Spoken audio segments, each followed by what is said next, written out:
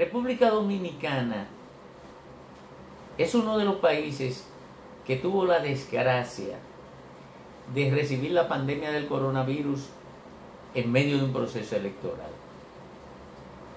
Y en medio de un proceso electoral, de manera natural, se produce lo siguiente. La oposición, en su proceso orientado a desplazar el gobierno, tiene que impugnar toda relación que tenga el gobierno con la sociedad, para que los electores se centren en la oposición como la opción y desconozcan toda posibilidad de reelegir a los que están al mando. Y obviamente en medio de la pandemia se desarrolló una comunicación orientada desde la oposición a impugnar todo lo que hiciera el gobierno para enfrentar el coronavirus, y desde el gobierno una comunicación orientada a manipular con la mayor efectividad posible las medidas contra el coronavirus para obtener beneficio político. Y en esa condición, dos corrientes de comunicación enfrentadas alrededor del coronavirus, la gente, el que consume los mensajes, se disloca. La gente no puede definir adhesión a ninguno de los mensajes. Por tanto, la efectividad de la orientación para la prevención es limitada y la posibilidad de comprensión de la dimensión del problema también es limitada. Pero hay un elemento fundamental. Todo lo del gobierno es sospechoso para la oposición y todo lo de la oposición es sospechoso para el gobierno. Y no es para el gobierno solamente o para la oposición, sino para los seguidores. Eso implica que una pandemia como la que afecta a República Dominicana tenga mayor posibilidad de crecer y robustecer su fuerza contra el ser humano que en cualquier otro país, a pesar de que nosotros contamos con un ambiente hostil al coronavirus y disfrutamos de nuestra condición de isla, que reduce nuestra comunicación con el exterior por la vía terrestre. La tenemos intensamente vinculada con Haití, pero solo con Haití. Entonces, ahora resurge el pánico y el miedo al coronavirus como consecuencia de las informaciones que dan cuenta de su crecimiento y como consecuencia de que el sistema de salud de República Dominicana es muy precario y su capacidad de respuesta es muy limitada frente a una contingencia sanitaria como esta. Y el análisis que hay que hacer para construir una política efectiva contra el coronavirus tiene que tomar en cuenta tres dimensiones que a veces no le entienden la gente que se ubica en una sola dimensión para plantear una solución a los problemas generados por el coronavirus. Tiene que ser la respuesta articulada con la dimensión económica, la dimensión social y la dimensión sanitaria. Y hay que comenzar con la social, porque el que construye la colectividad social es el individuo, y el individuo es el objetivo a proteger frente a la amenaza del coronavirus. Por tanto, descubrir cuál es el primer desafío que tenemos en el orden social. En el orden social, el primer desafío es modificar los hábitos de convivencia, permitir que la gente pueda desarrollar su actividad con distanciamiento personal, enseñar a la gente a protegerse, y para eso hay que desarrollar un proceso de comunicación efectiva, ahora que no pudo desarrollarse en medio de la campaña electoral. Ese proceso de comunicación debe estar orientado a concienciar a la gente sobre la forma de protegerse, la dimensión de la amenaza y la certeza de que de esa protección depende la posibilidad de que venzamos el coronavirus. Generarle conciencia pero tranquilidad, porque en medio del pánico la gente no sabe pensar bien y no sabe construir esquemas estables y seguros de autoprotección. El otro esquema que hay que aplicar en la dimensión social es organizar el movimiento, porque el movimiento propicia la proximidad.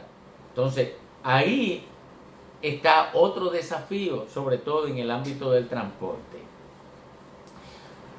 Pero esto tiene que ser en armonía con la gente que necesita trabajar para producir su comida a partir del transporte. Y tiene que tener algún nivel de armonía con la gente que necesita transportarse relativamente ágil para ir a los centros de producción. Eso es fundamental. Este proyecto de comunicación que debe desarrollarse para concienciar a la gente, para construir la conciencia, tiene que ser medido, permanentemente medido para ver su efectividad y hacer los ajustes que haya que hacer, tanto en la construcción de los mensajes como en el diseño de la política global de comunicación. La gente tiene que recibir el mensaje en condiciones de decodificarlo, con una buena actitud para recibirlo y en condiciones técnicas para que sea efectivo. El cuarto elemento, que es un desafío, es hacer que la coerción esté estandarizada. O sea, que la gente sepa de las consecuencias de no respetar una disposición y que lo espere de manera automática y que se aplique aquí en Cotuí, en Independencia o en Miches. Ahora, la otra dimensión a abordar y que tiene que estar en armonía con la parte social es la económica. Mire, no se puede detener el aparato productivo porque la gente vive de bienes y servicios y los bienes y servicios los produce la gente. Entonces el confinamiento o un toque de queda tiene que ser de duración limitadísima, si no genera un déficit más grande con un daño mayor que la amenaza del coronavirus, porque la gente se va a desesperar y la gente desesperada entonces no se protege y por tanto se genera todo un caos. Pero tampoco la dimensión económica puede estar por su cuenta separada de la dimensión social. Y hay que garantizar la construcción de un esquema laboral que garantice un nivel de distanciamiento social permanente hasta que desaparezca la amenaza del coronavirus.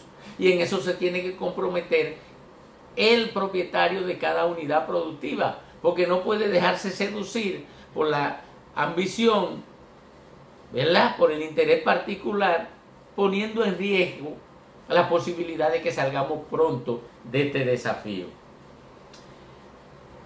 Esto es completado con una garantía que una relación armónica del empresariado comercial e industrial y de servicio y el Estado, una garantía de los ingresos básicos para la gente. Ya ahí usted tiene garantizada la estabilidad social y económica, porque si sigue dañándose la economía popular, la gente va a sufrir y en vez de pensar en protegerse del coronavirus, va a comenzar a protegerse del hambre y a protegerse de la seguridad pública que se va a precarizar como consecuencia de que la gente desesperada va a ir a buscar lo que necesita para vivir en las condiciones que las circunstancias se lo permiten. Eso la gente debe tenerlo en cuenta. La tercera dimensión, que la dejé para último, es la dimensión de salud, porque ocurre que son estas dos las que están primeras, la dimensión social y la dimensión económica, porque son las que están ligadas estrechamente a la subsistencia del ser humano.